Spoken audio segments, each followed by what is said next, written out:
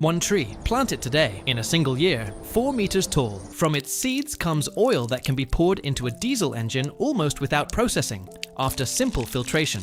The same seeds, dropped into contaminated water, purify it within 30 minutes. According to research, they reduce bacteria by up to 99% under experimental conditions. No filters, no chlorine. The leaves feed a family with protein and vitamins. Some analyses show up to 7 times more vitamin C than oranges, up to 4 times more calcium than milk. One tree, fuel, food, clean water. This tree is called Moringa oleifera. Today we open its archive. Northern India, 2000 BC. In arid lands where other crops perish, a tree grows. Locals call it shigru, the tree of miracles. When wells ran dry and water turned murky, they tossed crushed seeds into a vessel of water. Within 30 minutes, the water cleared. The dirt settled to the bottom. They didn't know why it worked. They knew that it worked. By 600 BC, physicians describe moringa as a remedy for hundreds of conditions. Romans import its oil as a delicacy. Arab traders carry it along the trade routes. In Africa, it spreads across the Sahel, where almost nothing survives. Moringa becomes the tree of survival. Simple, undemanding, free. Then comes a man who understands you can't make money on what's free.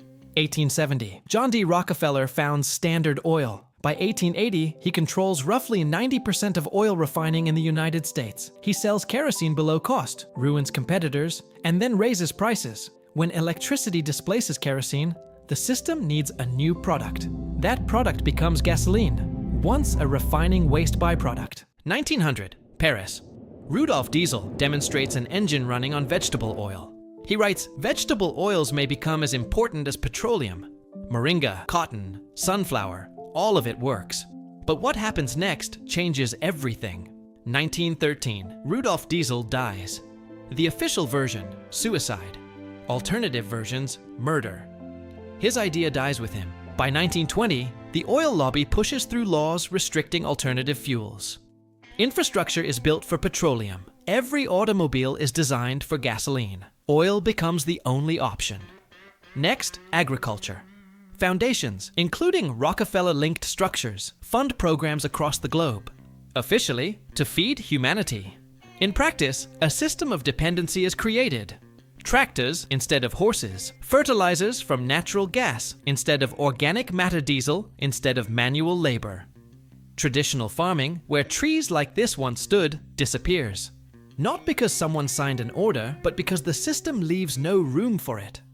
While all of this was unfolding, scientists kept studying moringa. 1992. Confirmation: the seeds purify water, including E. coli and cholera, under laboratory conditions. One tree produces enough seeds to clean water for an entire family. Nutritional value confirmed by research. More iron than beef, more calcium than milk, more vitamins than most common foods. This is not a medicine. This is concentrated nutrition. And here is where the modern story begins. Today, the moringa market is valued in the billions of dollars. In the United States, powder 15,040 per 100, 200 gallons, capsules 20,050 dens, oil from $15,000 for a small bottle. In other words, what grows as an ordinary tree is sold as a premium product. But the trees themselves are still available. Seeds are sold openly. Amazon, Etsy, eBay. Average price, 10 times 20 dulu for 20 seeds. One packet of seeds is cheaper than a single jar of powder. Now to the practical part, how to grow it. Soak the seeds for several hours in warm water. Plant them 2 to 3 centimeters deep in light, well-drained soil. The essentials: sun drainage, moderate watering. Moringa does not tolerate standing water. In 2 to 3 months, the first leaves. In a year, a fully grown plant. Fresh leaves, salads, soups, smoothies. Dried, powder storage up to a year. Seeds, for planting or for purifying water. In the second year, the plant yields more. In the third, a stable, ongoing cycle. The tree lives for decades. You harvest the seeds yourself. The system becomes self-sustaining. Let's return to the beginning. Today, the world faces 3 crises: energy, food, water, and on lands where nothing else works, there grows a tree that solves all 3. No infrastructure required, no patents, no repeat purchases. Rockefeller controlled oil. Moringa he could not stop. It grows along roadsides, in ditches, in forgotten places, waiting for you to find out about it. Send this to one person, just one. In the next video, another piece of forgotten knowledge.